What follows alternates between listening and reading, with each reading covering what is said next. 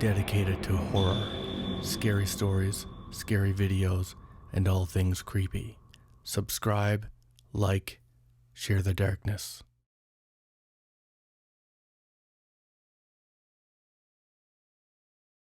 Chilling encounters with skinwalkers are one of my favorite paranormal subjects. As such, I thought it would be a great topic for the first Cursed podcast. There are new videos in the works, but I'll be doing podcasts in between videos so I can keep the content flowing. And besides, if you're anything like me, podcasts go hand in hand with sleeping, exercise, cleaning, painting, and more. If there is a topic you'd like me to cover on aliens, hauntings, cryptids, the paranormal, strange deaths, possession, or that kind of thing, please drop it in the comments below. And now on to the story. There was a young woman named Julie. She began to drive to her aunt's house to spend the night, and along the way she passed by the Grand Canyon. As she passed by, she noticed that there were 3 tables set up with items for sale. Curious as to what they were selling, she parked her car and walked over to take a look. There was jewelry, stones, dream catchers, all very strange in appearance, but there was one particular ring Julie was interested in. There was only one man manning all 3 tables, so Julie asks him how much for the ring. He says 15. She takes a good look at him. His teeth are terrible. Some are missing, and the rest are stained yellow. But more strangely, one of the eyes seemed to catch and reflect light similar to how an animal would, like a cat. How it tends to look like it's glowing at times. Julie ended up taking the ring and a dream catcher and headed back to her car, but she could feel the guy's eyes on her the whole way back. Julie then headed to her aunt's house, which sat on an Indian reservation, but when she got there, her aunt was gone. However, the aunt had left a note for Julie, and in it explained that she'd be back later, and to just make herself at home. Cool, Julie thought, and does just that. She awoke the next day to find the house ransacked. There was dirt everywhere. It looked as if somebody had taken bags of dirt and just dumped it all over the house. It looked like it had been vandalized, and this scared Julie. The whole thing happened while she slept. She never woke up. Anything could have happened. Julie called the police and the sheriff came out. He got very close to the door and just stopped. He refused to go into the house. Julie was dumbfounded, and she began to ask him what the deal was. The sheriff raised his hand and pointed to the railing. Julie stepped out of the house and took a look. Burned into the wood was an image depicting a skull and a lightning bolt. She didn't really understand the significance, so she asked him what the deal was. All he could say was, yenaldooshi, which is a term for skinwalker. He then drew a circle in the sand, put a dot in the middle of it, and then on each side and the edge of the circle, he drew arrows, both of which pointed to the dot in the middle. After he did that, he began to question her. Did she see any strange people recently? Anybody who stuck out? Julie really couldn't think of anyone that could satisfy the strangeness of the situation.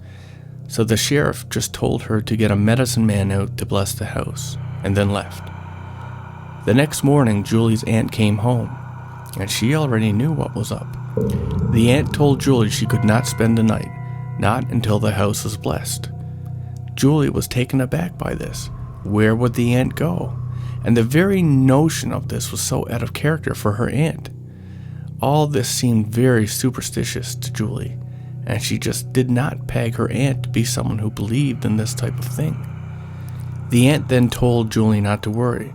The symbol the sheriff drew would protect her until the morning, so it was all good.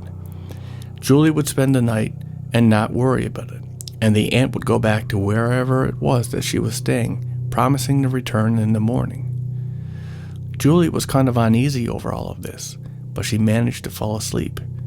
All was well until a giant knock woke her up in the middle of the night. Then another. Julie got up, began looking around the house to pinpoint the source of the noise, and she ended up looking through the peephole of the front door. There was nothing there. but while she was looking, she heard a voice. The aunt told her she was scared for her to be there by herself, and that she felt bad for leaving. And she had left in such a hurry that she forgot her house keys. She then asked Julie if she would kindly let her in. Julie starts to relax, but before she opens the door, she notices something chilling. The only car in the driveway was her own, and that's when it hit her. This is not her aunt. Meanwhile, this thing mimicking her aunt is still asking Julie to open the door, saying she needs help. All the while this is happening, Julie has this knot in her stomach. That sinking feeling. She knew something wasn't right. And then suddenly she heard a window smash from the other side of the house and the lights flickered. And then she could hear something heavy walking around upstairs. Julie began to panic as she heard a creepy animalistic cry. And then she ran through the back door to her car and sped out of there. As soon as she put some distance between herself and the house, she began to relax, let her guard down. And then suddenly something grabbed her steering wheel and jerked it to the left. When she looked out her window, she saw a face, not of a man, but a monster. It looked part man, part coyote.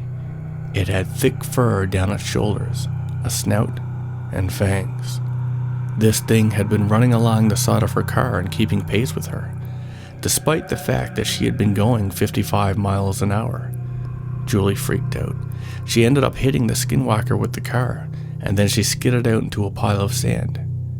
She's not actually hurt, but she was too terrified to get out of her car. She ended up falling asleep in her car and spending the night there. Apparently, the cops found her the next day huddled up in the car. She was fine, but traumatized by the ordeal.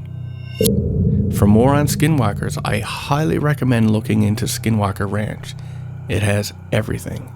Skinwalker encounters like the bulletproof wolf, strange UFOs, cattle mutilations, orbs, portals, tears into other dimensions, and so on. And again, if you have a creepy story or know of some scary stories that you'd like to see covered on this channel, please drop it in the comments below.